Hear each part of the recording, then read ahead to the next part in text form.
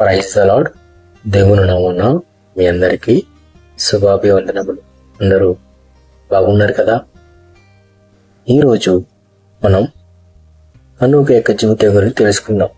హనోకు ఎన్ని సంవత్సరాలు బతికాడు, ఆయన ఏ రీతిగా జీవించాడు అనే విషయంపై క్లారిటీగా మనం తెలుసుకుందాం. ఆదికాండము 5వ అధ్యాయం 5వ వచనం నుంచి 24 దాకా 4 వచనాలు ఉంటాయి. ఆయన గురించి, ఆయన బతికినంత కాలము దేవుడు కొరకు జీవించాడు. ఆయన దేవునితో నడిచాడు. దేవుడు అతన్ని తీసుకుని వెళ్ళాడు. ఎట్లా అంటే చనిపోలేదు, మృతుడవలేదు, బతుకుండగానే దేవుడు ఆయన్ని తీసుకుని వెళ్ళాడు అన్నమాట. అయితే ఆదాము నుంచి 7వ వ్యక్తిగా ఈయన హనోకు గారు. ఆదాము సంతతి నుంచి 7వ వ్యక్తి. ఆదాము కయ్యేను హేబేలు అయిన తర్వాత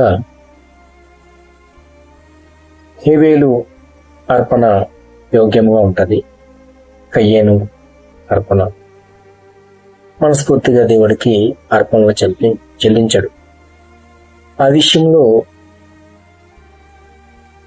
హేబేలుని కయ్యేను చంపేస్తాడు.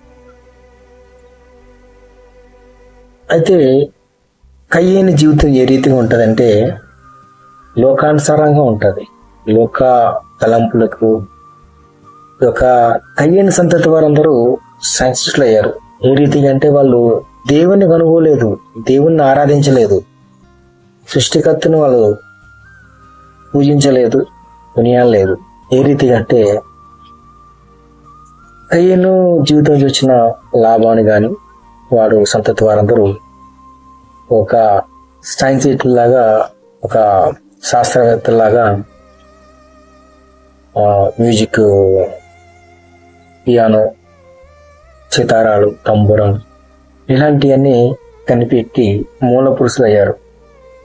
వాళ్ళ సంతతి నుంచే ఈ రాగి సామానము అంతా. వాళ్ళు ఎట్లా అన్నారంటే లోకానుసారంగా జీవించారు, సొంత పనుల కోసం సొంత ఆలోచనగా జీవించారు. ఆ సమయంలోనే దేవుణ్ణి ఆరాధించిన వారు ఎవరంటే హనోకు గారు.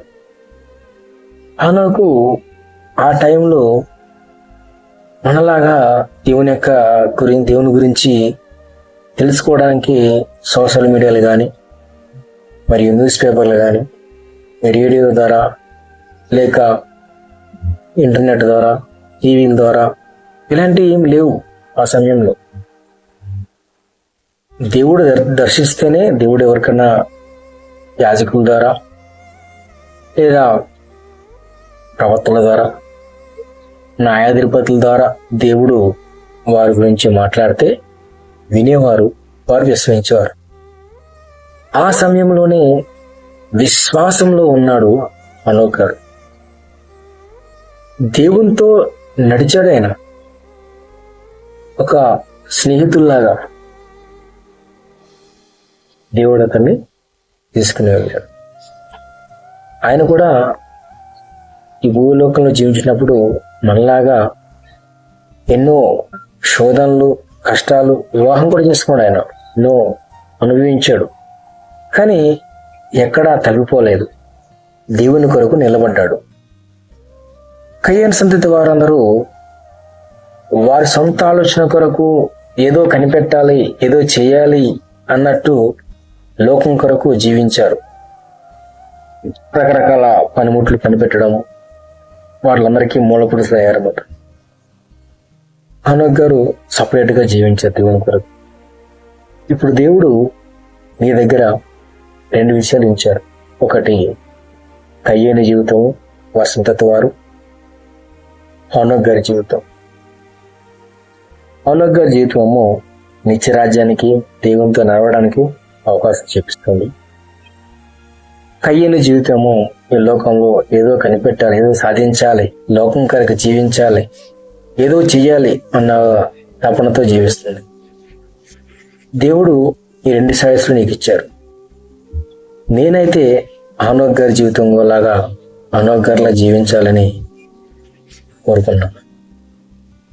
ఎందుకంటే ఈ జీవితాన్ని మనకి దయచేసింది ఆయనే. ఆయన చిత్తానుసారంగా మనం ప్రవర్తించాలి. నీ ప్రవర్తన అంతటి యందు ఆయన అధికారం ఒప్పుకోవాలి. సామెతల గ్రంథము 3వ అధ్యాయం 6వ వచనం. ఆ రీతిగా నువ్వు జీవిస్తే నిత్యరాజ్యంలో ఉండగలుగుతావు.